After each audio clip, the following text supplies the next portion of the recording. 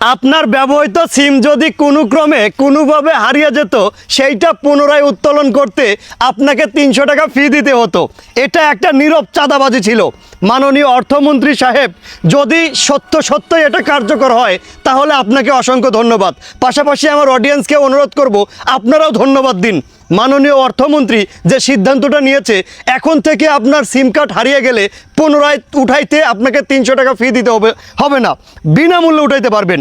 মাননীয় অর্থমন্ত্রী স্যার, পাশাপাশি যদি আরেকটা সিদ্ধান্ত নিতেন, একবার হ্যালো কইলে ৩ টাকা কাইটে নেয়, কল রেট কিন্তু একেবারে আকাশ ছোঁয়া, যদি একটু কমাইতে পারতেন অনেক ভালো লাগতো, দেশের মানুষের অনেক উপকার হইতো।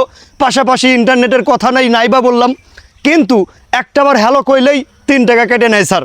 আবার দেখা যাচ্ছে ইন্টারনেট পাওয়া যায় না, আবার যদি একটা না কয়েকদিন টাকা না ভরে তাহলে সিম কার্ড বন্ধ করে দেয় অটোমেটিকলি। আবার দেখা যাচ্ছে কিছুদিন যদি ব্যবহার না করে তাহলে সেই সিম কার্ড আবার অন্য জায়গায় বিক্রি করে দেয়। তো এই সমস্ত সমস্যাগুলো যদি সমাধান করতেন তাইলে আমরা দেশের সাধারণ মানুষ আরও উপকৃত হতাম, আরও অনেক বেশি খুশি হইতাম।